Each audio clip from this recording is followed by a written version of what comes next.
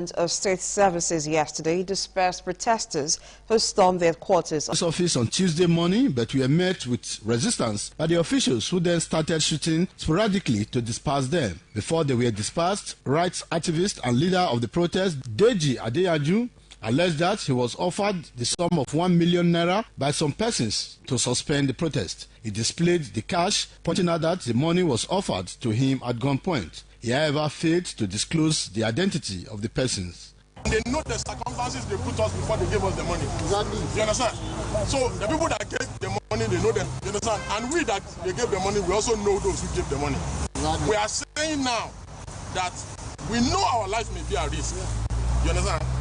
And the greatest good for all Nigerians, and especially for election, that we will have chosen not to say some things now. But don't worry. Everything always unravel itself, and more was promised. And they said anything we want from the government, they will talk to now. Fosa Wangwe reporting.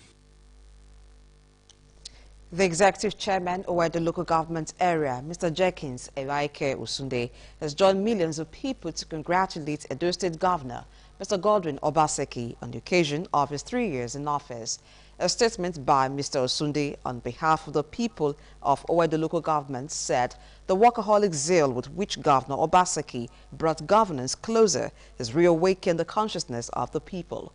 He said the people are proud to be associated with the successes recorded so far by the Wake NC governor in the last 3 years.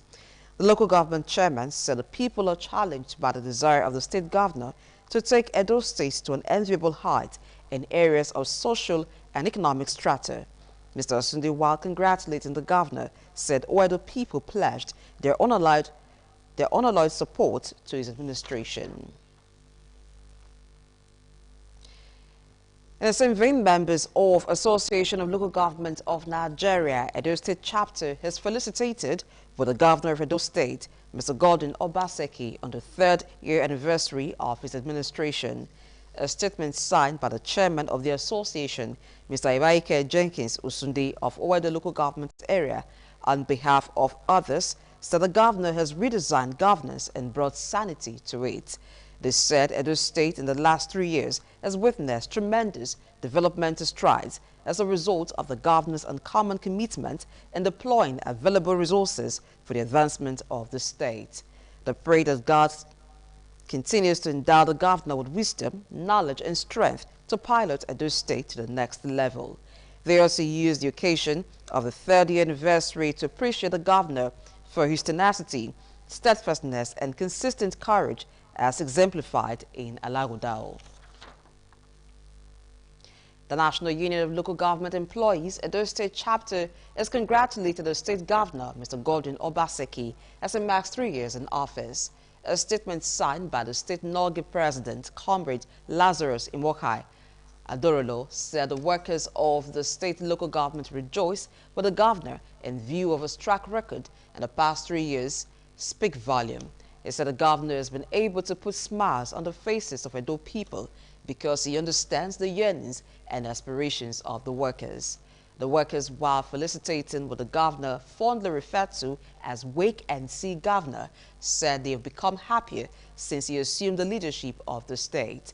The union commended Governor Obaseki for the prompt payment of salary arrears and allowances and collection of revenues. They prayed God to continue to grant Governor Obaseki and his team with wisdom to take Edo State to his pride of place. You're watching the AM News on ITV. We'll take a break. Please stay tuned for more stories. Nigeria, are you ready for the 15th edition of Miss ITV Hotlegs Nigeria Beauty Pageant and ITV Radio Fashion on the Runway 2019? Are you pretty, good looking, intelligent, and you've got what it takes to be the next Miss ITV Hotlegs Nigeria Beauty Queen? Then go get your form now. The first 20 persons to go to independent television and radio, Glasshouse Airport Road, or purely event House of Model, number 10, Iagbe Street off Ekewa Road, Benin City. Get their form for free. Wow, what are you waiting for? Celebrate celebrating 15 years of Miss ITV Hot Lake Nigeria Beauty Pageant 2019 and be the local winner of a car and all the fantastic prizes. ITV Radio Fashion on the Runway 2019. Are you a fashion designer? Do you run a fashion school? Do you run a fashion boutique? Then go get your form now for 5,000 naira to contest for ITV Fashion on the Runway 2019 and win our fantastic prizes and lots of consolation prizes. Audition date Friday 8 November 2019. Venue Exquisite Home 2 EMR Road GRA Benin City. Time 10 a.m. Dress code black tank top on a blue jean. Grand finale date December 1st. Venue Eluria Hall and Suite Sabalo Road Benin City. Miss ITV Hot Lake Nigeria Beauty Pageant. It's getting bigger and better. Get set for the Keep Walking edition. For sponsorship and participation, call this number 080-5656-3675 or 080-5673-3170. Miss ITV Hot Lake Nigeria Beauty Pageant. Discover the beauty in you. Miss ITV Radio Fashion on the Runway. Fabrics, needle and thread. Creativity at its best.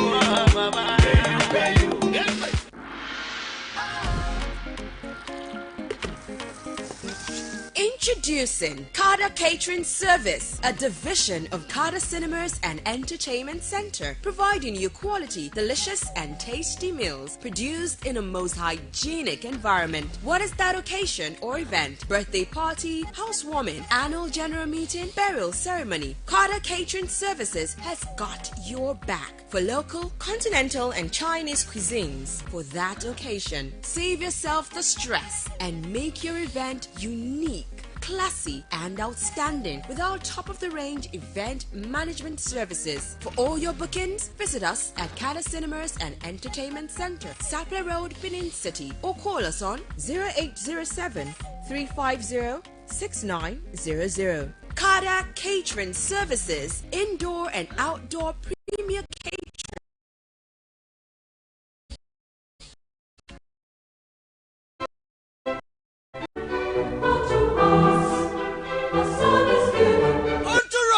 A child is born. His name is Jesus. He's more precious than gold. Jesus is more than gold. He deserves to be celebrated. Are you a Christian? ITV Radio is organizing a show titled Christmas Ibadu. Come celebrate Jesus with when coming.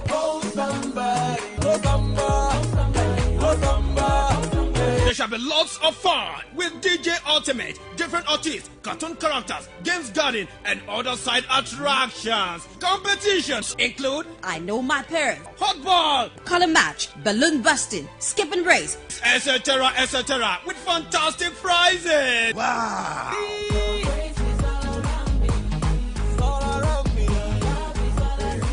Day, Wednesday 25th December 2019. Time, 10 a.m. Venue, ITV Radio Corporate Office, Glass House, Airport Road, Benin City. Gate fee, 500 naira per person. This program is partly sponsored by KC Devices Phone Shop, sales of phones, laptops, CCTV cameras, inverters, accessories, and gadgets. Number 68, Airport Road, opposite FIROS, before Akenswell Junction, and Shop 68 Bob Israel Complex, opposite Oba Market, Benin City. Telephone 0803 6408 Christmas Igbadun! Igbadun Ragbada! Ogbolo!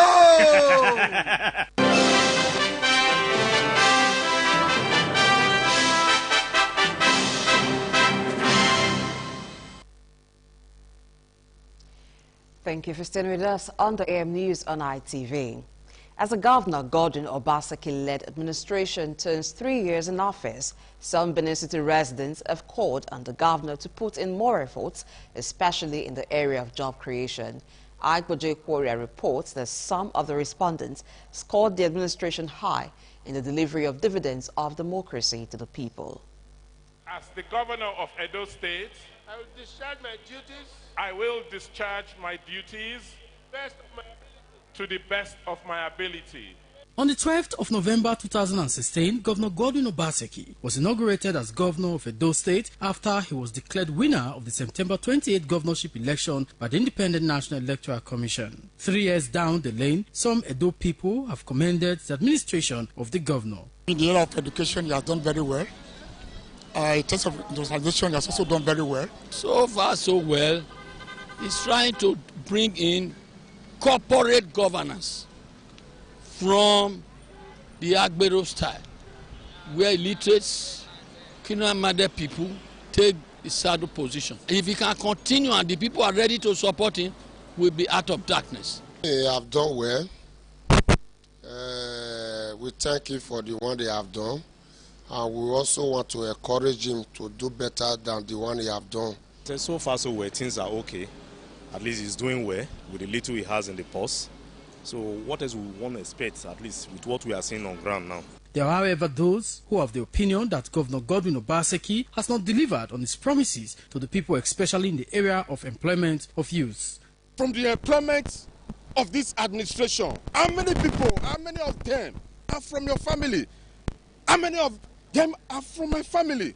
Let's be sincere. But as the governor completes his first tenure, we want to appeal to him to ensure that New Era College is open for our students to receive lectures. In this working ability, like some youth in our community today, I just think they have job. I think it should improve. I know he's doing well. I know he's trying. So I think it should improve. The roads in Benin are too bad. Even my car now, on Sunday when I was coming from service, we just passed one pothole, it got spoiled. That is why I'm even going to Welu now to go and buy what they want to use to do it. So then let them work on the roads. Governor Godwin Obaseki was elected in the year 2016. I, Boji Horia, reporting.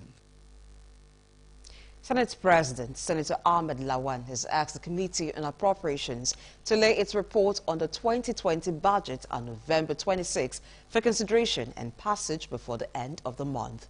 Senator Lawan, who stated this at plenary, commended the various committees for rounding off the budget defense sessions on schedule.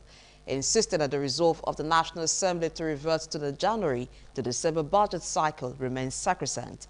The Senate President expressed the belief that the House of Representatives will ensure the same thing so that both chambers will be able to pass the 2020 appropriation bill on the 28th of November. Still at the Senate, a bill to set up a commission for the prohibition of hate speeches has been introduced on the floor of the Senate. The bill, which is sponsored by a former Senate spokesman, Senator Abdullahi Sabi, was listed on the order paper and has passed first reading. The proposed legislation seeks to prevent the spreading and broadcasting of falsehood and manipulations using social media platforms via internet broadcast and transmissions. This bill is reminiscent of the social media bill, which was introduced in the 8th Assembly but was not passed because of widespread condemnation of the bill, which some Nigerians felt was intended to stifle freedom of expression. Last week, the Senate passed through first reading the Protection from Internet Falsehood and Manipulations Bill 2019. The Police Service Commission has concluded arrangements to deploy 45 officials to monitor the governorship elections in Bayelsa and Kogi State slated for Saturday. 20 officials would be dispatched to monitor the conduct of policemen on electoral duties in Bayelsa State, while 25 would be in Kogi State to benchmark the conduct of the officers against the approved rules of engagement for police officers on electoral duties and other relevant laws guiding such exercise. In a statement, PSA spokesman Ikechukwu Ani said that cases of police misconduct arising from the monitoring exercise will be investigated by the Commission, and any police officer found guilty will be punished accordingly. It admonished the policemen to operate within the law and to be professional in their conduct while remaining neutral and apolitical. The Bayelsa State team will be led by Austin Brymore, the commissioner representing the South-South Zone and the media, while the Kogi State team will be led by Mr. Romy Mom, the commissioner representing the North Central and the Human Rights Organization in the PSC. The commission has provided dedicated telephone lines to enable Nigerians to report cases of police misconduct or exemplary conduct during the elections. Chairman of the commission, Musiliu Smith, said the monitoring exercise was informed by the constitutional mandate of the Commission to exercise disciplinary control over the police. So talking election, Kogi State Ministry of... Let's stay in Kogi State, where the Ministry of Education, Science and Technology has declared this Friday as a public holiday for all schools in the state. A statement signed by the Permanent Secretary of the Ministry, Mr. Eric Aino, directed all public and private schools to proceed on holiday from 15th of November 2019, ahead of Saturday's governorship election. Mr. Aino stated that the break was to ensure that all students and pupils are united with their families during the election. He said the schools would resume academic activities on Monday next week. The governorship election will hold across Kogi State, while a rerun National Assembly election would hold at Kogi West Senatorial District same day on Saturday. 4 Brigade Nigerian Army Benin yesterday commenced medical outreach as part of activities of 2019 Operation Crocodile Smile 4 at Ikbako Village, Ovia North is local government area of Edo State. Wellington Akodija reports that inhabitants of the village turned out in large number to benefit from the initiative of the Chief of Army Staff, Lieutenant General Tuko Yusuf Buratai. Declaring the medical outreach open, Edo State Governor Mr. Godwin Obaseki commended the Nigerian Army for the support it has provided so far to combat crime in the state. Governor Obaseki, represented by the Permanent Secretary, Cabinet, Mrs. Julie Olatuji, said the coming of Operation Crocodile Smile 4 is apt because of the festive season. I'm aware that the exercise will be conducted on both land and waterways to rid the state of criminal elements and enhance the safety and security of life and properties. The General Officer Commanding 2 Division, Nigeria Army Major General Joseph Omozoje, represented by the Head of Training 2 Division, Ibadan, Brigadier General Thomas Ogunshoba, said Operation Crocodile Smile 4 is to enhance synergy between sister security agencies in the state. Their commander for Brigade Nigerian Army Benin, Brigadier General Greg Omorogbe, said the medical outreach is part of the corporate social responsibility of the Nigerian Army to communities in the state. Exercise Crocodile Smile 4. The exercise will also include the conduct of civil military cooperation activities in order to sustain the excellent civil military relationship in the state. The objective of the exercise is to reduce to the barest minimum the contemporary security challenges such as kidnapping, armed robbery, courtesan, illegal bunkering, as well as other sundry crimes bedeviling the region. We are happy, and our people are going to embrace the medical outreach, and you can see them trooping to get taken care of by the military team. There was free medical examination for inhabitants of Ikpako community and treatment for their ailments, including minor surgeries. The pharmacy unit of the Nigerian Army also dispensed drugs to patients. People that are doing all this good work, which we are so very happy with them.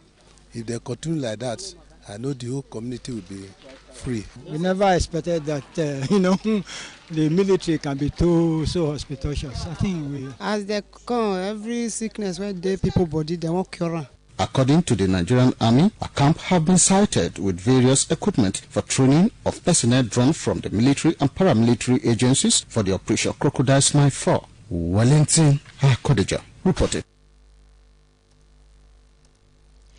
Pupils and students of God's Favor Group of Schools yesterday visited the communications village of Independent Television and Radio, Igosa, on excursion. Sharon Ajayi reports that the excursion afforded the pupils and students the opportunity to be acquainted with the rudiments of modern-day broadcasting.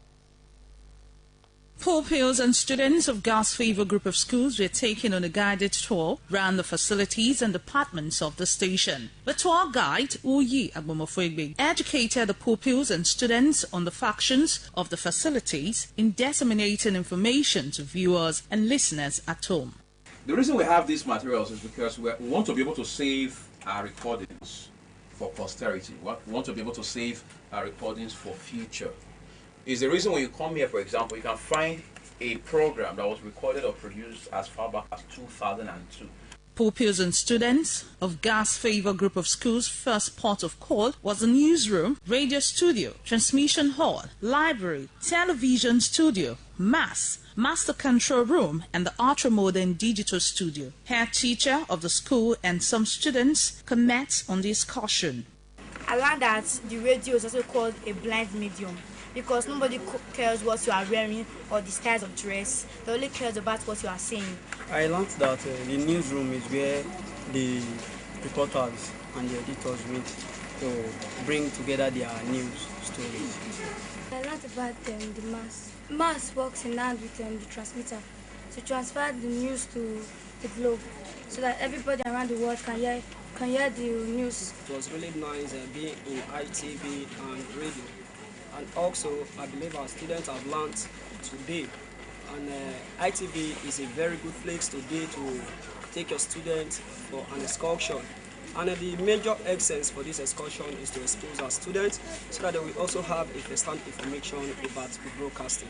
A total of 85 pupils and students of Gas Favor Group of Schools participated in the excursion. Gas Favor Group of Schools is located at number 1 Ogedegbe Street off Ikiomado Street, Use Quarters in Benin City. Sharon Ajay reporting.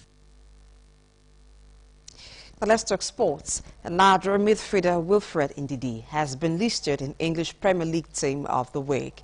Wilfred has been a regular for Leicester City this season, featuring in 11 league matches and scoring 2 times.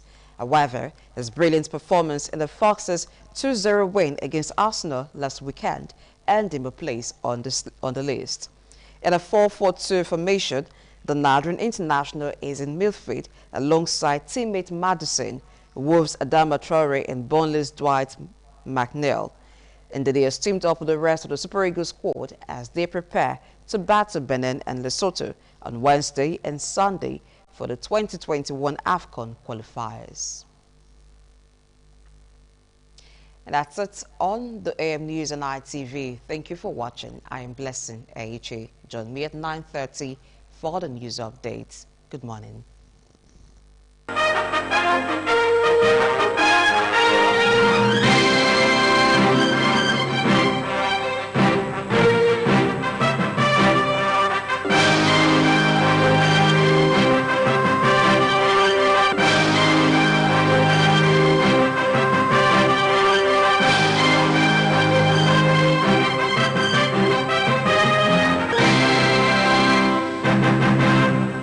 Independent television, certainly the best.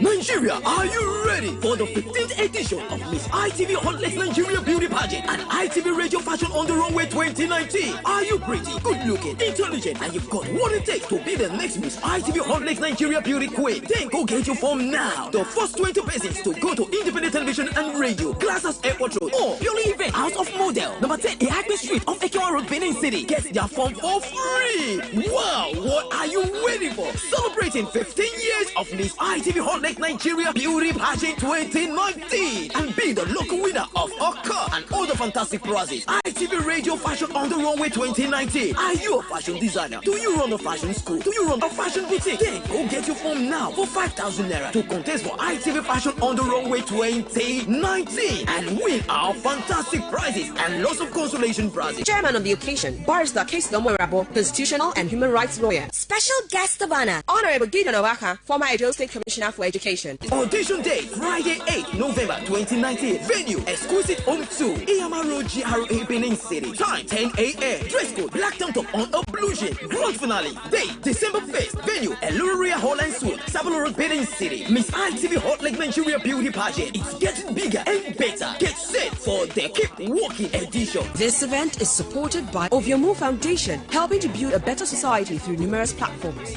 Vive La Vive Boutique, sales of female and children clothing, shoes, bags and other accessories. 11A, West Uba Road, After Water Resources, and located at Market Square, Sapele Road, Benin City. Fortune Skincare, 61 Adesua Grammar School Road, off by Water Resources, and Demodo Cooking Gas, 247 FM Way, Benin City. Wesley Premium Table Water, number 2, Wesley Street, Oka Community, off Benin Sapele Road, Benin City. Honorable Michael Izomo, CEO, St. Izomo Farm Organization. Ogbe Motors Nigeria Limited, 202 Sapele Road, Benin City. Global Foods and Cinemas, 59 Urubi Street, Benin City. Samotaka Generators and Electronics, number 66 Wire Road, Benin City. Burr Bank Oil, located at Benin Akure Road, Oluku, where 1 liter of fuel is 1 liter. Comrade Sarboy Dausa, co-convener APC Ikbabaka Liberation Movement and President Grassroots Initiative. Marzi Hotel, plot 290 Etete Layout, Ubo GRA, Benin City, Edo State. For sponsorship and participation, call this number 08056563675 or 08056733170. Miss ITV Hot Lake Nigeria Beauty Pageant. Discover the beauty in you. Miss ITV Radio Fashion on the Runway. Fabrics, needle and thread, creativity at its best.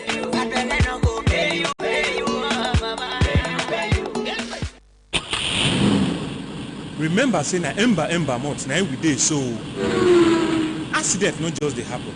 Na me and you na dey cause am. The one where drivers dey cause for inside na plenty parcel. Make una drive with care. This message now from Independent Radio and Television. The world is a global village.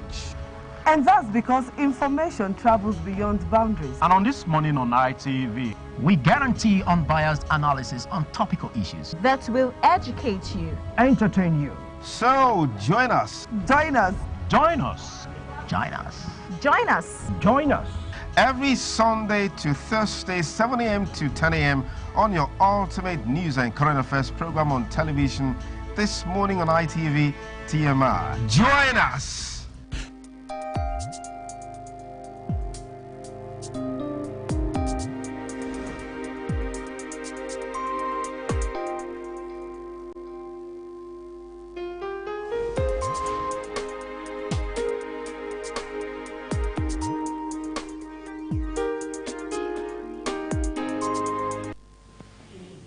All right, thank you one more time. The program still This Morning on ITV. Let's quickly see what the papers are saying for today before we get to our discussion segment.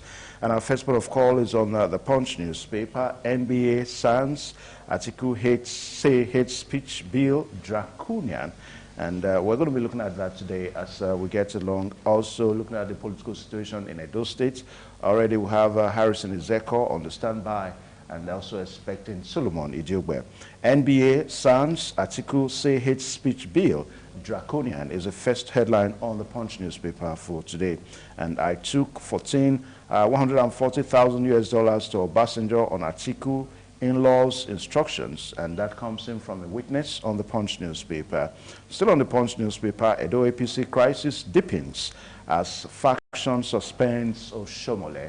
And that's going to be something that we're going to deal with today as we get along. Edo APC's crisis deepens as faction suspends Oshomole, and toddler goes missing during church service in Ondo State. Toddler goes missing during church service in Ondo State. And also, too, we read why we restrict fuel supply to 20 kilometers before at the border.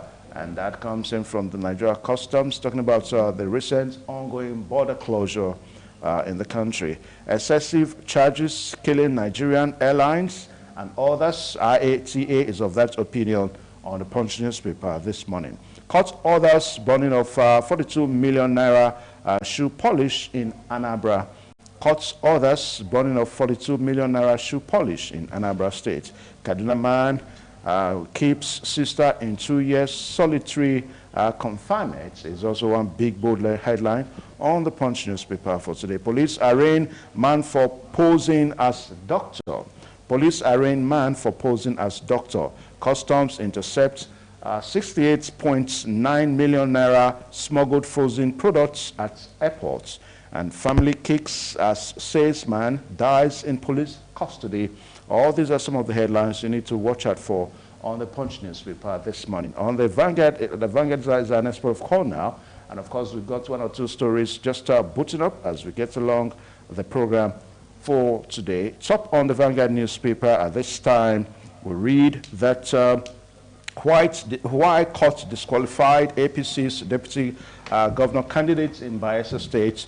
High Court disqualified APC's deputy governor candidates in Bayelsa State. PDP will sweep Bayelsa governorship election, says George Ikoli. PDP will sweep Bayelsa governorship election, says George Ikoli. Remember that election is going to be on Saturday.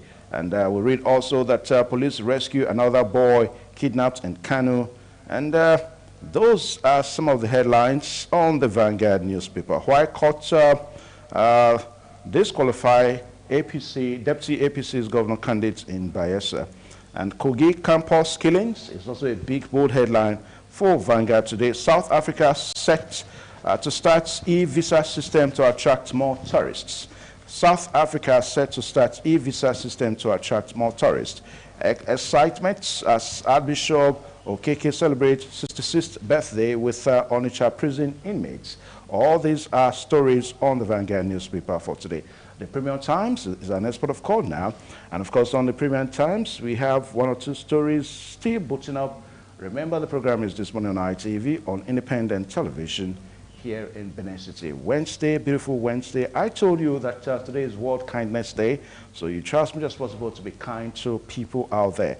On the Premium Times for today, Showore, Soyinka condemns attack on protesters, says Buhari government insecure and paranoid. Showore, Soyinka condemns attack on protesters, says Buhari government insecure and paranoid. And Explainer, important things to know about Nigeria's hate speech bill. Yeah, that seems to be one major headline that most people are reacting to today. We have a Senate report blames NNPC for pipeline explosions that killed 18. Is also a big bold headline on the Premium Times today. APC State Chapter suspends Oshomole. That is also one big bold headline across major newspapers this morning. APC State Chapter suspends Oshomole.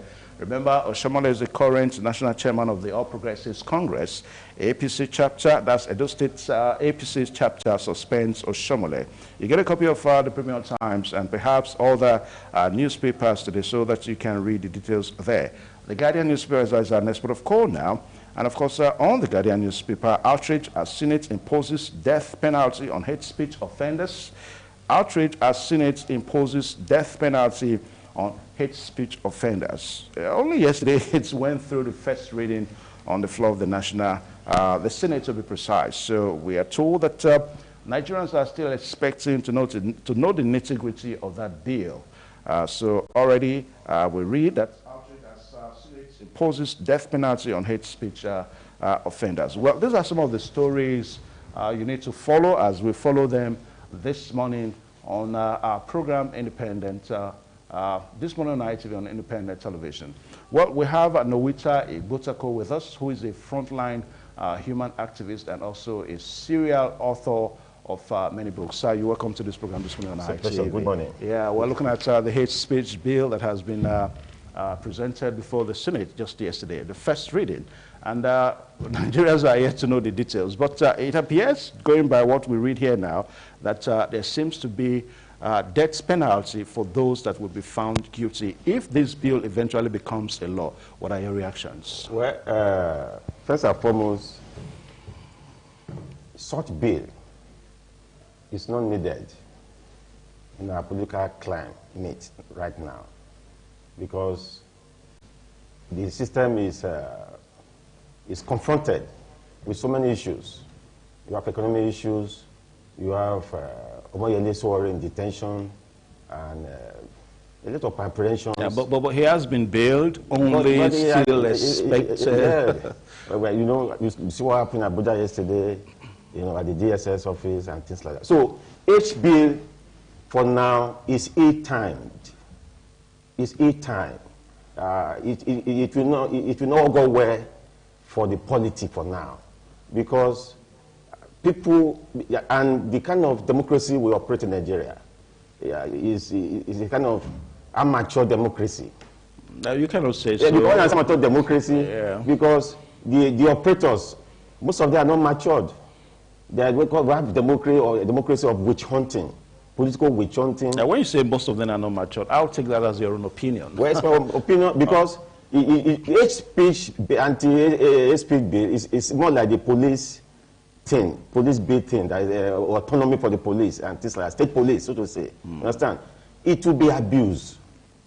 Politicians will abuse it. And as I said, it is unwanted at this period, because in the long run, it will infringe on the fundamental rights of Nigerians. Because the operators, as I said earlier, the operators they are not matured. The operators as I want to use, they are not pro-people. Most of the operators in our democracy, they are not after the wishes and aspirations of Nigerian people. And the reason is it's not far-fetched, because the way they emerge, you know, we are still battling with free and fair elections. The economy is something else, and people are not happy. There's a lot of tension. Is it now that sort bill should be thrown up? Well, we don't need it. Yeah, no, let me quickly add here. We don't know the nitty-gritty of the bill yet, but let us also try to look at it that this may go beyond government, because it looks as if when we say hate speech bill, people just center attention, or government is trying to bring another bill against it relates to government alone.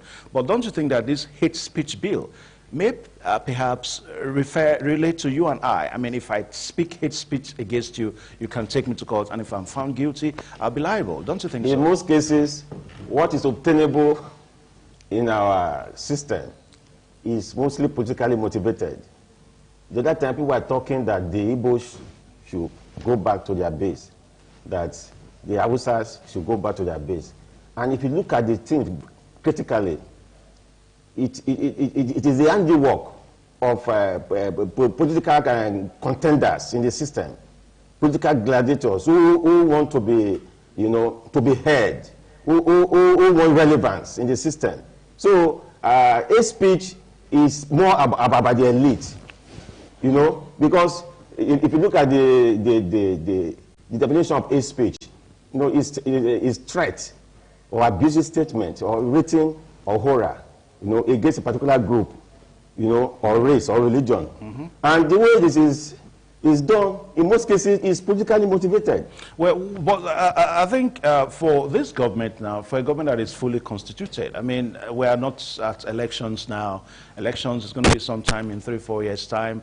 And some people say, what is really responsible for the government of the day, you know, through the Senate now trying to bring up this bill? So what do you think is, one would have expected that, okay, during election period, so that politicians don't hate speech against themselves. So why do you think this bill is now? You see, politics is played now and then.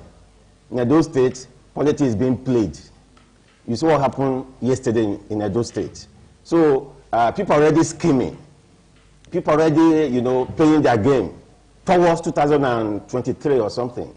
So the anti-hate speech for me is not really about the ordinary citizens. It's about political sophistication being played by the elite to gain relevance, to continue to manipulate the ordinary people on the street. The average man on the street is not interested in hate speech. The average man is moving about, seeking how to get his daily bread. So you can see reactions, because what the average Nigerian will look at hearing hate speech is that, oh, this is another way to reduce, to curtail, to abridge people's fundamental rights to opinions. Because most people are not happy with the system. Most people are agitated. And people have their political, views and so hate speech for me, even looking at the United States, for instance, is not regulated in the United States.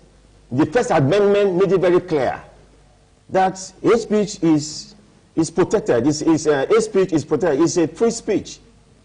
You understand? Why? Yeah, but I do know that in the U.S. you have laws that relates to slander. When you slander against somebody, when you libel, in case of writing, you can be held responsible. Even in Nigeria, we have such laws. So why trying to single out a particular bill?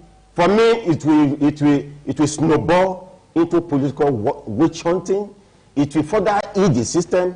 We don't need it. The average Nigerians don't need it for now. But don't you think also that some Nigerians perhaps also, take things for granted? I mean, if you go to the social media, way the social media is awash with comments against governments, talking about personalities and all that. No wonder the other day that the government said that they were also going to enact a bill to make sure that they control comments on the social media. So when we have this kind of law trying to come into our constitution, don't you think we need it? There's a way cyber crimes and other social media crimes could be curtailed, And the other day, the Minister of... you mean social media comments? Yes. Though I am not comfortable with some of the things that happen on social media. That some people just go there to do terrible things. Like the case that involved the First Lady, such blatant lies, such terrible things that, they manipulate and put on social media. It is not good for our democracy. But the Minister of Information, Lamama, said already that they are going to combat it. But it's not a bill on hate speech that will combat such activities in social media. Some of us are not happy that some people don't go to social media and start posting all sorts of atrocities, to hit up the system, to make everybody uncomfortable. We don't need it. I know ultimately, when you're talking of hate speech, nobody wants a situation like the former Rwanda. We don't want to go to Kigali. Fine, but we are not in that state. And the way the Nigerian system is structured, I don't see us going into a civil war. Because those that are supposed to finance civil war, they are afraid to finance civil war. The elites are afraid to let the situation graduate into an unmanageable situation. But that's not good for anybody. So it's but the point I'm trying to say that they would not have allowed the system to graduate to that level. So it is the elite that is the problem of Nigeria. It is not the man that is sitting at the road junction selling biscuits or the woman selling akara. That's the problem in Nigeria. So for me, I think I speak the minds of the majority of Nigerian people. Hate speech is hate time, it's unwanted, it will further eat the system, it will compound situations. We don't need it. Yeah, when you say the elites are the problems of Nigeria, even the elites at times also accuse the followers like you and I, that look, you guys are the problem, not necessarily we, not necessarily them, the elites. You see, when you live in a society where poverty is prevalent, when people barely hit a square meal, what do you get? They really manipulate the people. As I speak, election is going to come up in Kogi and Bayelsa shortly. And people are already running etasketa. People are already trying to see. People are not running. Look at what happened in Kogi yesterday. Look at the activity that happened in Kogi.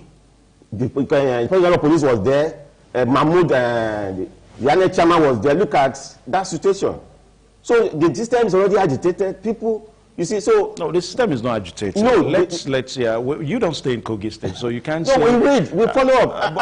I am a media man too. But that may just be from one person. You've not heard from the other person. Well, for me, and for what we know, is the elite that have the capacity to inflict violence, to inflict horror in the society. It's not that they merely use the ordinary people. Those who cannot, find their level in the system, they use them to perpetrate their heart.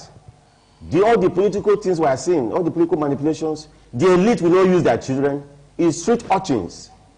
motor park touts, school dropouts, and what have you, courts, and what, these are the people they use. Okay, now So, this hate speech bill, elite. Winter, this hate speech bill, if eventually becomes a law, don't you think it should also relate to even the elite, just as you are trying to say? Because at times we've heard of, you know, how some leaders in some countries go outside their countries and make some very bogus and refined, defined statements against their people. So if it becomes a law in our country, don't you think it should go pari passu? I mean, it should go for the governed and even those in government too. Don't you think so? Well, in the first place, I don't see the anti-hate speech surviving. I don't see it seeing the light of the day. People are already reacting. People will go to any length to confront it, to stop it, to make sure it does not survive.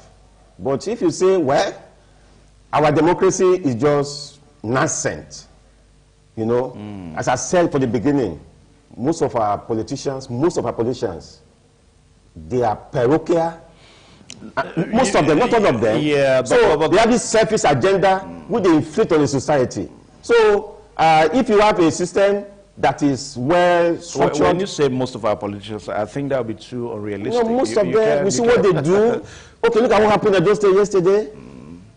I don't want to mention names. No, but it's just politics. Intelligence of the people. No, it's politics. I mean, every politician has right to express his or her wish. So, for the fact that I'm not doing what you expect, it doesn't make me less of a politician than you. So that's the way it should be. Well, for me, because of the way we do things in Nigeria, we don't need it. But as you said, if it's said through, I'm sure it will try and curtail one or two things. Help.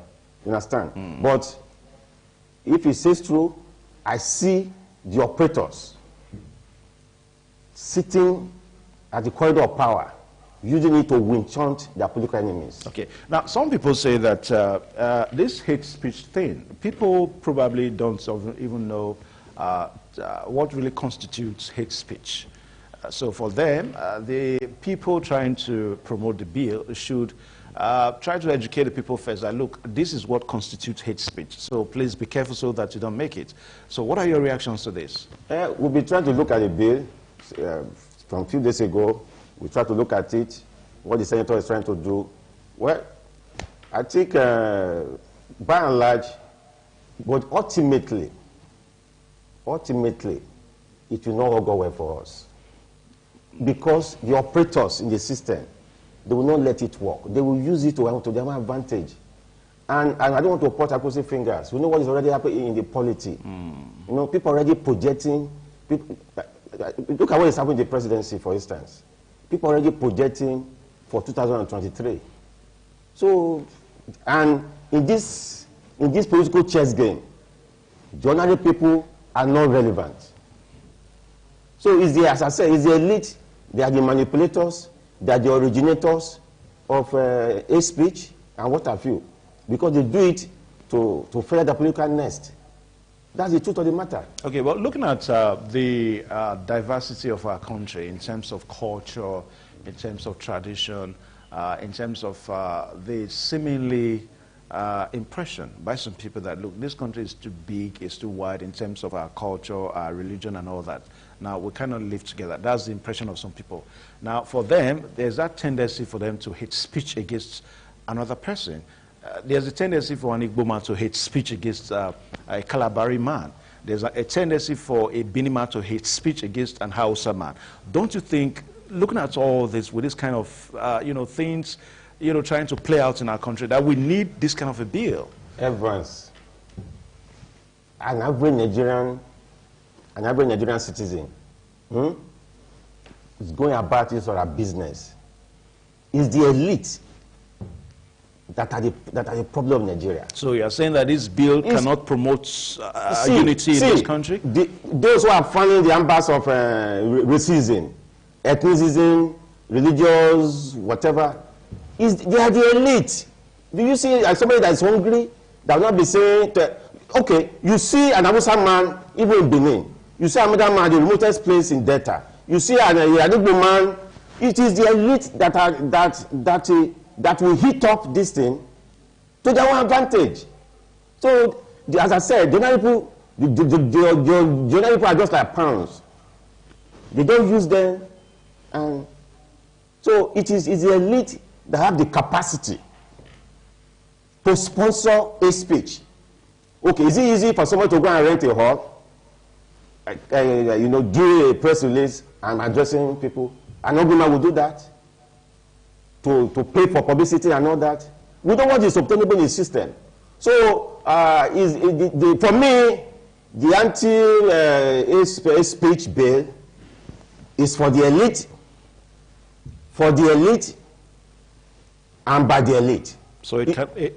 I don't see how, because an average Nigerian goes about his normal business. It's those who are politically inclined, those who are ambitious, those who are desperate for power, those who want to override their fellow human beings in the name of power, that they want doing these things, that they want promoting this, promoting that. You can face the camera a bit so that. So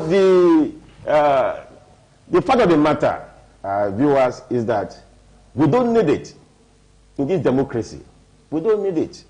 Well, this is only your opinion on which. Yeah. Because it could compound certain issues. We are confronted with economic issues. We are confronted with security issues. Then what is it will hit up the system, because even the originators of the anti-hate speech may mean well, but once the thing is passed, we just play into the hands of politicians who will now sit and start riding roughshod over the people of Nigeria. All right, the program is still this morning on ITV. We're looking at the bill that has been made before the Senate. It has gone through first reading yesterday. A bill that prohibits against hate speech. So eventually, when it becomes a law, it means that when you hate speech against another person, you are liable to the law. You are liable to, you would have offended the law. That's the way it is. But what people are saying, just like what Nowita is saying here, is that we don't know the content. How is the workability of the hate speech? If it's going to be just within government alone or among the citizens. If I hate speech against Nowita Igbutako, Nowita Igbutako can take me to law and of course take me to court, and of course I would have been, I would have fallen short of the law. So these are some of the reactions that, thrilling this Senate, position, this bill that has been read before the Senate just yesterday. Now, Nowita, remember this is not the first time that we're having this hate speech bill. Yeah, it was thrown up at the time. I remember during the last Senate, sometime last year, we had it, it came and it was thrown. It did survive the first reading. All right, so what do you think is the possibility that it will survive now? It won't. It won't survive because the NBA is already talking. The civil society people are already talking. It will not survive. Yeah, but some people say that the reason why it did not survive then was because it was an election period. So the government needed not to do something that will hit the polity. So this time is not election period. And perhaps the government did not even have enough time to really explain to the people that, look, this is what really constitutes hate speech. Well, we expect the Senate to come out full throttle. The original of the bill can educate Nigerians. But some of us have seen, we have glanced through the bill, somehow, the proposed bill. We don't need it. We don't need it. Left or right. That's you don't need it. Don't say we. I from your own majority of Nigerians. Yeah. No, you can't speak for majority of Nigerians. As I said, we don't need it because there are other issues that are nagging. Nagging issues. The border is closed, and we are seeing some of the things that are coming out of the border closure. People are adjusting. Now somebody's talking about anti-hate speech. Security issues are there. Survival issues. Impoverishment in the system. It is for the elite. The elite should for one just leave Nigerians alone and let Nigerians be. Okay. All right, thank you so much, Nowita Igbutako. Always exciting time. So have you on this program anytime, any day, this morning on ITV. Well, we'll take a short pause now, and we'll bring Harrison Ezeko, who is on the standby, and also Solomon Idiogbe. Let's look at political situations in Edo State. Yesterday, we understand that two fractions now, one has said that the national chairman has been suspended. And also, just yesterday, we saw that the scribe of the APC, that's the secretary, Lawrence Oka, was suspended. And also talks here and there that some big political bigwigs are leaving some big political parties and coming to the APC. What will all this amount to as the Edo 2020 draws near? Please stay tuned. Hello there. My name is FX the Entertainer. And I'm here to introduce to you the door-to-door delivery service in Benin City, Edo State, Nigeria. OrionExpress.com.ng. Guess what? Whether it's hotel bookings, airport pickups, food or drinks delivery, whatever delivery you want around Edo State, Nigeria, we'll get it to you at your doorstep. And it's very affordable. And of course, we are time conscious. Just log on to www.orionexpress.com.ng and you'll be glad you did. I especially recommend it. And I know that you'll be glad when you go through our website. Our details are on your screen. And guess what? We would make sure that you smile at every delivery. www.orionexpress.com.ng. Have a good day. The Yuletide is here again. Oh Lord, our eyes are on you. So, shower your blessings. But God does not come down. He sends his vessels. Yeah, ITV Radio presents the Sambalidating Father Christmas, aka Father Blessing, to shower gift this season.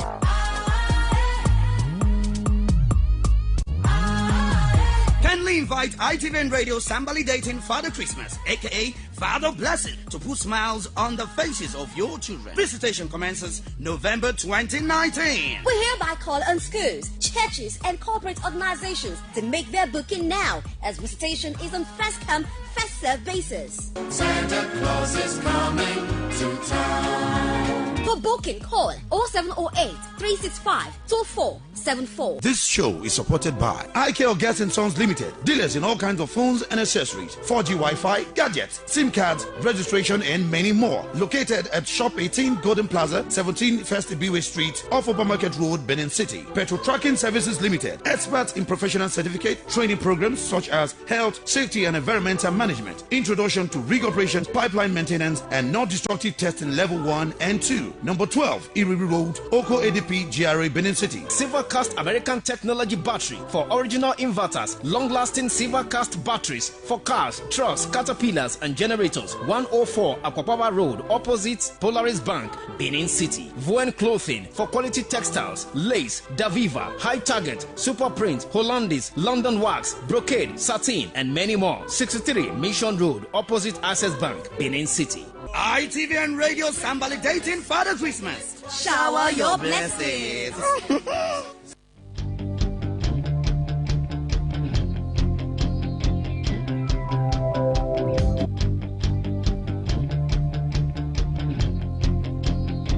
We blamed ourselves enough.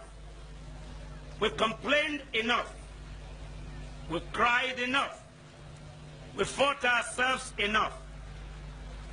We've hated ourselves enough. It's time to do what the Bible says. Come together as a people. Come, let's build a new virile nation. If we all want to look at the ugly side of Nigeria, we find nothing good at it. I do not know any other country in Africa that is as big as ours, that is as populated, and so much blessed with natural resources, blessed with natural gift of God, whosoever you are. This is one country that we have to join our hands to build it together and get a new nation. Nigeria must not be destroyed. We can make that determination. Whether you are in the police, whether you are in the army, particularly those of you that God has given grace in position of rulership, we have a right to call the nation to new attention. God is able to heal Nigeria.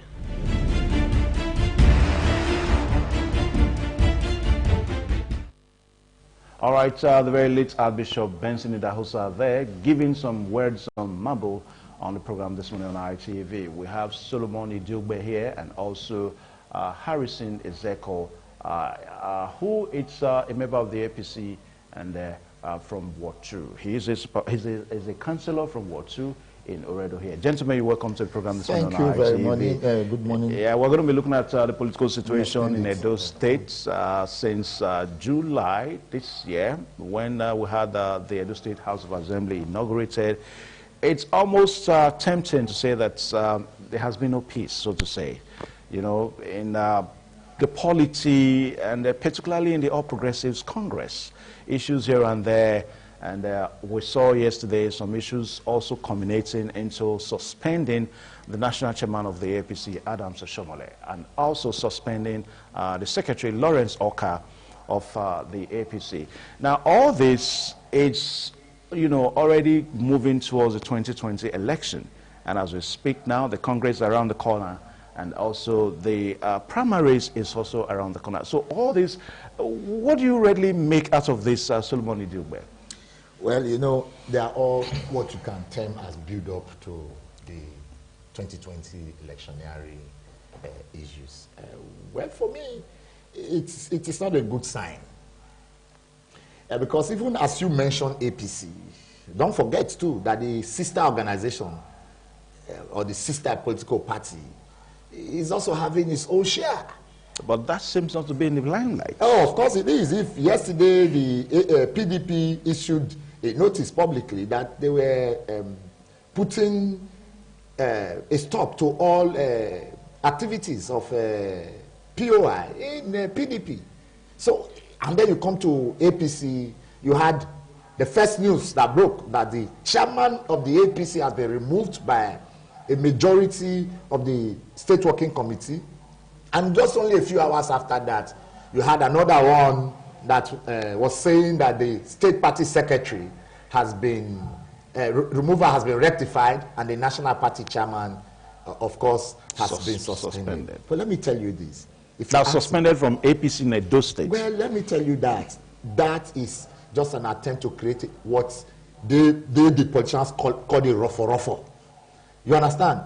Because for me, I would have thought, like you mentioned, that since the saga started from the Edo State House of Assembly issue of whether there was a proper proclamation by the governor or a proper inauguration as done by the clerk, and then the members of the APC and non-members of APC, as it were, that came from the National Assembly, you know, and the governors' forums intervention and all that, should have been able to have channeled some level of peace. But as it is today, if you understand the polity, you understand that the whole crisis started from that area, landing to the issue of an attack on the party national chairman at his residence, and then the reprisal at Iyamo. You understand? And now, and thereafter the ultimatum given to the national chairman by the government of Edo State via the secretary to the state government, and the also ultimatum given to the state's executive by the APC leadership, asking them to also tender and reserve apology, has all shown that it is not well in the state. If anything, we are asking is that the political parties, as it is in Edo State, whether it's APC or PDP, should look at the issues as it were, and then think Edo first, and put Edo people at first. I remember very vividly, very clearly, the saga that happened some years ago when Comrade Adams Aliyu Oshomole was governor of Edo State, that created a barricade at the ring road as a result of the closure of the Edo State House of Assembly as it then was, which was a major fight between the Adams-led government and the decamping of the Osage Ezeyamu-led faction into the PDP, and then the saga of the suspension of members and counter-suspension as it was. And you know that it wasn't easy And we are gradually taking towards there. All right, let me come to Harrison Ezeko. Now, Harrison Ezeko, the way it stands now, we have two factions, and the two factions go by the same acronym, OSM. That's Oshomole Solidarity Movement and also Obaseki Solidarity Movement. Now, in all this, looking at the political scenario, especially in the All Progressives Congress in Edo State, do you think your party can survive in this coming election? Well, it's quite unfortunate that things are happening like this, and it's expected anyway, because when you have a political party, you have people from different backgrounds, different interests. Some of them believe in different things that you do not believe in. And the actor for now, which is the governor of the state, when he assumed office, he have worked with these people for a while, he has been there, and he came up with a different policy, different from the old order. You know, the way things have been done in government before is different right now. Linkages have been blocked, and wastages is no longer recognized in government. And government money, as the governor have said, is not really for patronage for political party leaders and thereafter and all that. And some members of the party who feel that this is not the way it ought to have been, this is not what we'll be doing, and they feel that they are not comfortable with the arrangement, and they have been trying to make their input and all that, but they bust out. And the national chairman of this party, Comrade Aliu Adams Oshomole, the former governor of Edo State, who is a national chairman, and some of these persons have cried to him, and looking at big beauty tents from that angle. And we're having issues that we're having today in the party. Well, it's not good for the party. I believe that there is still hope. We can still bring the party together. They can still come and meet in a common ground. But what is important is that what is the view of Edo people? Because APC or Obaseki is not a governor of APC. He's a governor of Edo State. And every other persons who don't play politics, they are all in Edo State. And so therefore, the interest of the people should override the interest of the political class. So that at the end of the day, we should do what is right. So if the governor came aboard, he has been able to stop this issue of individuals collecting money in our states, putting in their private pocket. Today, the issue of CDA is history. Because he felt that these things were wrong, and he came with very good policies, and he have changed this thing. Yeah, but some will say this issue of the CDA emanated from the palace. Exactly. Come here. Let me. You know, we should not just jump into issues. The palace came up with the idea, and the state governor, who worked with the state with the state House of Assembly, who came up with a law. If the palace make a proclamation without law, nobody it cannot be binding. Who came up with a law signed by the state governor in April 2017, on the 12th to be precise, which is in public domain. So it's an activity. The governor has to beg the Oba Benin to give him the support, and the both of them put us together to make sure that came into fruition. Today in our streets in Ring Road, buses cannot be loading again in the street of Benin. Before now, it happens, they will tell them, but when the election is closed, they come out again, will live there. This man have come up with a policy, a political will, to say that let us do what is right. And he have been able to put a stop to some of these things. Yes, he is not a perfect person. Some things might not have been approached the way he have approached them. But that is not to say that party members will not go on air, go to public and begin to criticize their own party. I do not believe that they are ready to lead the party. If you feel that policies, things are not going well, you don't disclose party patronage in public domain, in television. You need to come back home. Let us go call the governor before this time, and let us have a common ground. Okay, let us do it this way. Because the interest of the governor is the interest of the people. Okay. It's how it can make sure that Edo State run in a way that we will not be owing salaries. People will not just be tampered with, and they feel that they are God, they can oppress everybody. Before today, so youths in community will drive a log out of his own community. Okay. Now, because of they build too many strong persons. And because this things is not going down with some persons, they said no way, it must go this way. Okay, beautiful. Now, Solomon Idiogbe, we understand that we cannot be mentioning names now because the way it is now, it still stands unconfirmed. in the electronic media, so to say. I've not seen it anywhere, but some people may have read it on the print media here and there. Now, we understand that some big political bigwigs, you know, that left the APC are going back to the APC, all for the 2020 election. Now, what is the sincerity on the part of these politicians, and how do you think the electorate will perceive them? I'll quickly address that, and I'll try to also want to look at a few issues that he had mentioned. On the issue of cross-carpeting and all that, is not a new thing in Nigerian political system. People decamp every day. So if there's anybody decamping from party A to party B, it should not be the big news. Whose interest are they doing it for? I mean, politics in the first place, let me tell you, is about what they call no permanent friend, no permanent enemy, but permanent interest. And so it is not left for you to define the interest, whether it is the interest of the people or the interest of the persons. But what is important to mention is that if a man is cross-carpeting from party A to party B, it's not a new thing anymore. And of course, you can also say that what is important to mention is that the interest of the people. That's what I said. Yeah. I said, so sometimes you not define. Sometimes it may not be the interest of the people. It may be the interest of the person. But that is not for me to define, because I am not the one cross-carpeting. But what is important, that it is not new. And so, perhaps it is also in the interest of the people that you leave from party A if you are not getting, for instance, Otom left his political party and crossed to another political party during the gubernatorial elections, got the ticket, and later said he wants to come back to his old party. I can say that very clearly. Yeah, Solomon, you see, what we say here is that when these people leave, I mean, we see them on television, we read their comments on the pages of newspapers, we hear their comments, lambasting comments against the platform that they left. And they now come back to, that is the concern of the people. And I'm saying it is not new. People will still follow. Same people have crossed, in a month's time they cross back. You understand? They cross from party A to party B, and after a month they cross back from party B to party A again. So are you saying that our elections is not about the electorate? And I'm saying that it is part of the political system we have come to see, even though, you know, it's evolving. But let me quickly mention this, because I heard him mentioning that the CDA issue was bettered. It is clear. The records are there.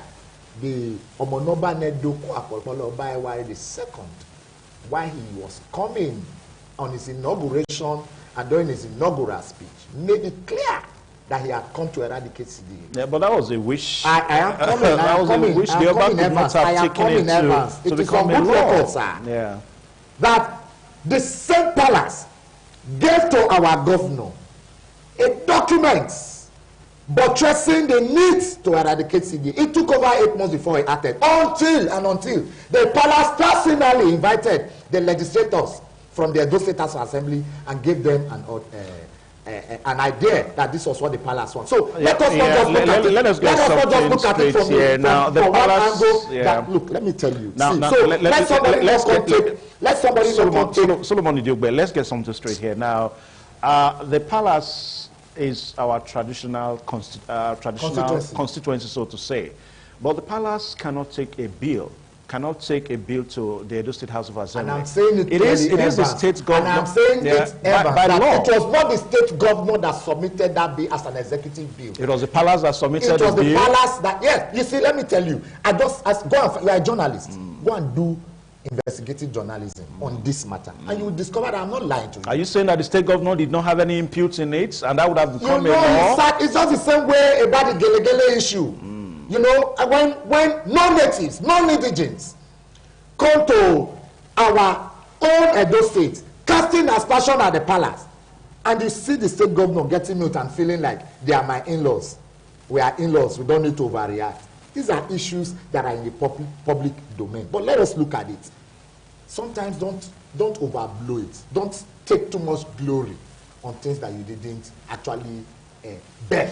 Anyway, but having said that, my brother also quickly mentioned that Togri Agberu has taught. I wondered who took talks to the hotel of those legislators elect while the issues was really hot as at then.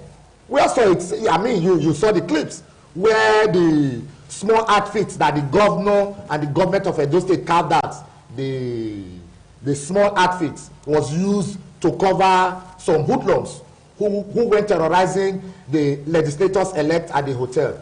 The beating of civil society members at Ring Road over the protest of the privatization of the Central Hospital, they're all enough to show.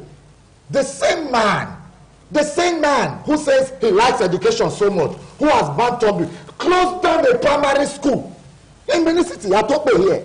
I turned it to a park. Okay. Now, that is basic education. Because whatever you get at that primary school level is the basics of education. All right, Solomon, let me pause you so that I'll let, the councillor react here now. Now, Harrison Ezeko, you see, the thing is this. Your own party, the APC, as a matter of fact, a faction of the APC yesterday suspended national chairman, Adams Oshamole, from APC in Edo State. Now, of what effect is this suspension is on one point, and on the second point, we understand that the issues surrounds who becomes the next governor of Edo State. And, we cannot be mentioning names now because the reports are still unconfirmed. But when these people come to your party, I don't, just look at all this altogether.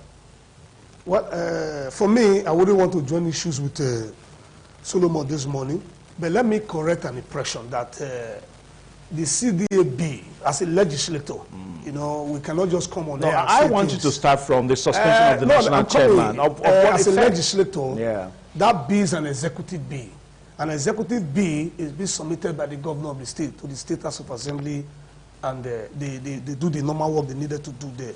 Well, it's quite unfortunate that there are so many issues within the party right now. Like I said, if you have been watching my program, I am appealing. I know that our national chairman of the party will soon come back home and try to see how it can also jettison pride and see how we resolve all of these issues. Are you saying that the suspension is to make him to come back home? The suspension issues, whether this one or this one, there's already an issue. All right, so the APM is on one side, and the other group, OSM. All these are pressure groups. What is the effect of this? APC as a party still remain one. Yeah, exactly. What is the potency of this suspension now as it stands? It's no issue of potency. What we are looking at is that if there are issues, and this group of persons said that this is what they have done. For example, the situation of the state secretary, I think a panel was set up and they called him and all that, they issued, and the ones that also happened yesterday or the day before yesterday.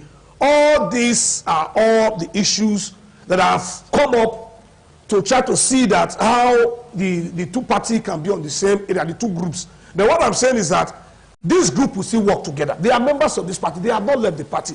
Until they decamp out of the party, they are still members of this party. And the leader of the party in the state is the governor of the state. And since the governor is the leader of the party in the state, the directive of the governor will be final. And so therefore, and the governor have also said, even he said it at Iyamo, that he open hand for peace. They do not want crisis, they do not want war. We cannot be fighting ourselves. By the time we begin to say that this one should go, everybody should go, then they become an issue. We do not want disintegration in the party. And so therefore, there's already disintegration. There are two to the extent that the maybe, no, it is normal. Faction is normal. It's part of politics. Even within community, we have faction. Faction is normal. Even within the family, you have faction. We have people, we have family today in Benin, they have two okagbe. So those are not big issues. The issue is that there is an interest. There is problem. And I've been asking myself, what exactly has this governor done wrong? Is it that it did not work? Is it that he has not been able to represent the party very well? Is it that he has gone against the others of someone who brought him, who told the Edo people that this is the only man that can take over from where he stopped? Now, if the issues are not too clear, because the people fighting, if you even ask them what exactly is the issue, they cannot actually come out openly holistically and tell you that this is the problem. The governor have not come out on air one day to insult the national chairman. He have not come out on air to insult any members of the party. And if you have not done all this, even with this pressure, he have been able to prove that it's a leader that you can trust. So therefore, what is the issue? What has the man done? It is the opposition is even saying the man is doing well. The people are saying the man is working. And your own party members are saying, no, we must scatter everything. Then you need to ask yourself some certain question. And these are some of the questions I said that is also some things you can bring to public domain and begin to discuss. But issues like that can be resolved indoor because they went too far. If you begin to run down your governor who represent the symbol of your party, if tomorrow we resolve, the same person will not come and say, oh, what we said then was not true. That's why I said, so politicians don't have integrity. Because whenever you are doing, people are watching you. You cannot say one thing in the morning and you do another one in the evening. If some of these people are being rushed to the way we're doing before, maybe something go behind the scene. And the same person come up in the morning and begin to tell you what I said yesterday is no longer like that. So in the old issue, there is still an escape route. Okay. The only escape route is that the party will still need to come together. The governor have opened hand for peace. If the election chairman finish the 2 elections this weekend by the special grace of God, all things being equal, everything is peaceful, you need to come back home. Okay, so he is the leader, he is the national chairman. All right. You can call these people together. Okay, now because those who are beating the drum, they are behind the scene. And once you say it is over, I think all these people will go back to their share and everything will be peaceful. All right, viewers out there, the program is still this morning on ITV, and we're looking at the political situation in Edo State. Now, I'm going to read out something for you now. Solomon Idiogbe, as a matter of fact, is on the breaking news. It just popped up now that PDP expels Eze Yamu. That's Pastor Eze Yamu. And of course, we see the internal memo as follows, that in the last few days, the Edo PDP has been inundated with calls and inquiries regarding the stories trending both in the print and social media as it concerns one of our leaders, Pastor Eze Yamu. And of course, he read thoughts that the party leadership has patiently waited to hear or read his reaction to confirm or deny the stories, but no avail. And also, too, we boast of being a party of men and women of integrity and high moral standing. It is a brand we have earned and wish to maintain. As a result of the uneasy quiet from our dear pastor, Pastor Eze Yamu, and the impression the silence has given, we send to our teaming supporters and followers. Edo PDP is left with no option but to announce the exclusion of Pastor Osage Eze Yamu from all that's the PDP-related activities. The implication of this is that Pastor Eze Yamu has been expelled rather from the All Progressives Congress. Now, I said it a while ago from PDP, the People's Democratic Party. I also said it a while ago that there are strong indications that Pastor Eze Yamu will go back to the All Progressives Congress. Now, what do you think his supporters will feel? How do you think they will feel? I mentioned this just now while I was talking. That as at yesterday, this news was already in the public domain. Yeah, when I say the supporters, now I'm also making reference to the electorate in Edo State. That's why I said when we started, that was my opening, that the issue of crisis, the rocking political party, is not limited to APC alone. That's also, PDP is also having its own share. When you talk about supporters, it's about sentiments. That may have little or nothing to do with those who believe in, for example, Evans Onohoje. Whether somebody comes to say that Evans is an irresponsible man or is a responsible man, those who believe in you will always believe in you. So, yeah, that's beautiful. And that makes me to ask the question, for somebody that is popular, do you need to pot?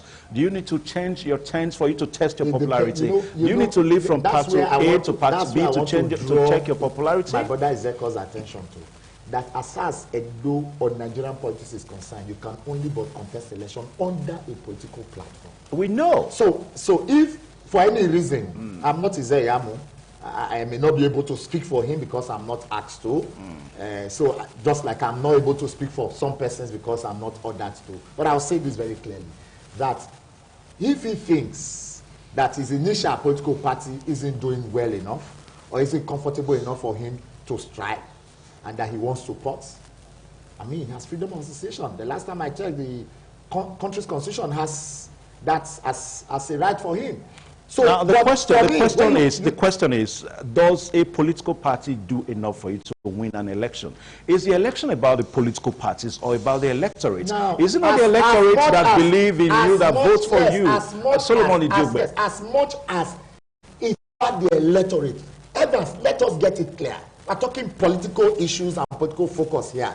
You cannot contest election in Nigeria without being sponsored, first sponsored by a political party. We know. That's what I'm saying. So, if Pastor Eze going by this report if at the end of the day this report becomes true, do you think that if Pastor Eze remains in the PDP, that he cannot still test his popularity? I'm not in the PDP, so I may not be able to tell you whether he can or he may not. But like I'm trying to say, that he has a right to decide whether I want to belong to PDP or APC. That is left for him as a person. Now, and that takes me to where my brother said the governor is a party leader in the state. He has never insulted the national party chairman. He has never insulted anybody in the party. I can remember vividly, at least I watched them on this same ITV, where he called his party members disgruntled that they are looking for money. He was coming from a campaign and all that, that you can see that he has overwhelming support of people. Those who are making noise are disgruntled. And that's enough. And then there was another one where he said, I cannot be a governor and not be a governor. How can the national leader call himself a father? And all those ones are insulting. And now we had the issue of cross-counter accusation of him mobilizing talks to go be the national party chairman at home and all that. All those are insults. So let us not paint it that he had never insulted. As it is today, there are issues in the All Progressives Congress. The governor and the national party chairman and some major stakeholders of the APC are not on the same platform as it regards the running of the APC in Edo State. And what I expect Ezeko to do or say is part of what he mentioned while he was talking, that well, he expects them to sit down as a family. And let me quickly say that his last comment to say after the 2 elections that the national party chairman is running, coming back home, has already given credence to the fact that the issue of the suspension is a nullity. Because I see it as ruffle. I see it as it's normal politics, as a cross-carpet, cross-accusation over who is superior. But let me say this. In all of this, the politicians as they are, whether the governor of the states, who is supposedly the leader of the states in the party, and the national chairman, who's by all standard the national leader of the party as it is as of today, still needs to sit down and talk. But then, what are they talking about? The man has said ab initio that the only issue he came on the public television with the governor, is he should go and ratify the issue of the Edo State House of Assembly as it was. That the proclamation so made and the inauguration so done does not meet the standard. As a national party chairman, it cannot be happening in the state. Meet the standard in what sense? In the sense of the persons who are the leaders? Evans, let me tell you. What sense? Evans, let me tell you very clearly. It's the first time in the history of politics in Nigeria that we are seeing an inauguration being done at the middle of the night, 9:30 p.m. I mean, you've been in these states. At least you've been in this country.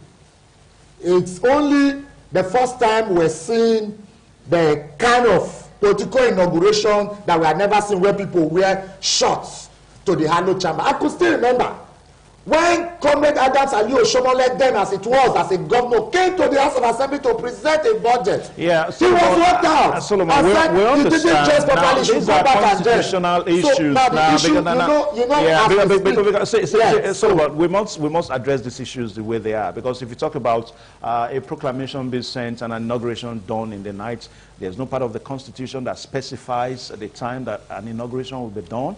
And secondly, there's no part of the Constitution that specifies what you need to wear for an inauguration to be done. So that leaves it there. So when it gets to the issue of the Halo chamber, there is a standing rule of the House. All right. And so because we are coming to the Halo chamber, the rule applies. But let me say this. Not for a house that has not been constituted. Then when you talk about a house that has not been constituted, it also now applies. The rules of the house, starts when the house has been constituted. And then I wish to take you there. But it meant that there was no quorum, as at when they were saying there was a quorum, because the house was not constituted. If what you said is anything to go by with. Anyway, so let me come to Harrison one more time. When you're talking about orders and all, the party national chairman said, as long as it's my party, this is a standard.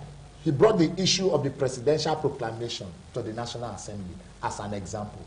Now, let me tell you, when you say the governor is not a governor of a political party, it's a governor of the state, that's true. Now, That's true. when you even say national chairman, the inauguration of the Edo State House of Assembly, is it about the national chairman? It's not also about the governor. It's about the party.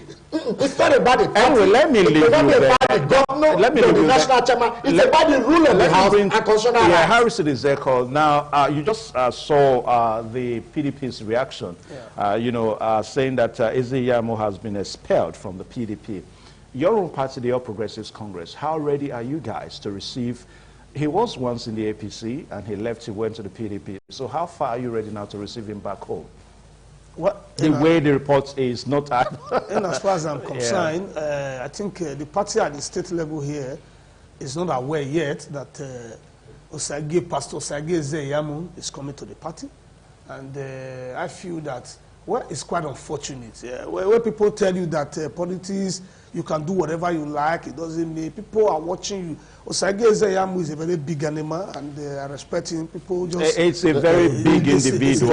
It's a very big individual. Yeah. It's not somebody that you think that is a strategist. And when he was in the APC, he did what he needed to do. He moved to PDP to get, and when he got there, got a ticket. The party who gave him tickets, and most of their aspirants was dropped, and he was the flag bearer of that party because they gave them Godwin Obaseki, and he lost the election. Within the space of less than 3 years, or about 3 years, is coming back to the party. But will his return not be a threat to you people in the APC? Not really. You see, politics is all about calculation, a strategy. My only fear is that this calculation that he's trying to make will it not be an exercise in futility? Because we have a governor who is already who have already declared who is running for second term, and he's also coming for information that disposal is coming through the EPN, which is the pressure group that is creating the faction within the party. That is where he is coming from. Now, if that is where he's coming from, maybe try to not be, maybe they will make him, that will not work. I am not saying it's not welcome. It's welcome, it's a plus for the party. At least it will also weaken the PDP, because Pastor he has structure within the world. That is the truth. So if he's coming through the governor to support what we are doing here, it's very okay. What about if he's coming through the other side? The field is very wide. The field is very wide. The governor is not saying that nobody should contest primary with him. The governor is not saying so. All right. So if the national come up with guidelines tomorrow, that this is when the primary will be conducted, those of us who believe in the workings of the governor, those of us who believe in the integrity of the governor, what the governor has done so far, that he has represented this state very well. Okay. Who go to the field by the grace of God, I'm a delegate by virtue of my position. Who go there and vote? So anybody can come. There is no problem. But the issue is that for me, it's a family thing. I do not want to. I don't cut as question any of our party members publicly to say that they should go. No, we are saying that they must come back home and sit down. This is what is obtainable right now. This is what the governor has put on board. Okay. This is the card. Now, this is the direction of this government. Yeah, let us key in. All right, if we feel, I'm coming, sir, if we feel that we cannot work with this policy, let's just relax. 8 years will soon be over. Okay, now Harrison is Harrison Ezekiel. Some will say that there are no doubts that the structures of Pastor Eze Yamo is something that is unbeatable. I'm not a politician, but those that is not what I'm talking about. The structure, it doesn't have the structure of the party right now. Yeah, the structure of the party right now. I'm coming, sir. Let me just correct that. Let me ask my question. Let me just correct that. All right. I'm coming just a minute. Yeah. The structure of this party right now is under the leadership of the governor. Okay. But so whether you are decamping, I would say I want to decamp to come and sit a sitting governor. Yeah, but even that same structure you talk about, some will say that that structure once upon a time belonged to Pastor Eze Yamo. Now, the concern now is that he left with his people. Yeah. I don't know if he will be able to come back with them. Okay, but let me ask my question. The party Harrison, let me ask my question. Since 2016, that's about 3 years ago, that Edo State did governorship election. Now, that structure, for some people, for some political analysts, that structure is still there. So for Pastor Eze Yamo to return back to the APC now, the structure kicks off, it picks up. Do you think the governor with that kind of scenario that the governor will come out in the primary, that he will be elected in the primary. When you know that Pastor Ezeyamu has a structure that you cannot readily dissolve. Pastor Ezeyamu cannot even be an aspirant to that platform, except they're going to move to another party. Not the APC. Even if he officially entered the party and is an aspirant, I am telling you today, if 10 people go for that primary, will they even come at 6? Well, you cannot say so. I know what I'm saying. Let me go to history. The primary has not been done. Let me go to history. Yeah. When there were issues between him and the current governor then, who is our national chairman, and the man said if he leave the party, that will be the end of APC. He moved with his structure and he pulled out and he went to PDP. He became the candidate because he moved with his members to PDP to strengthen the PDP, and he became the candidate. And we went to the field and he lost woefully. He went to court, he lost woefully. And he had been on all this while. Now that the same party he went to, the PDP,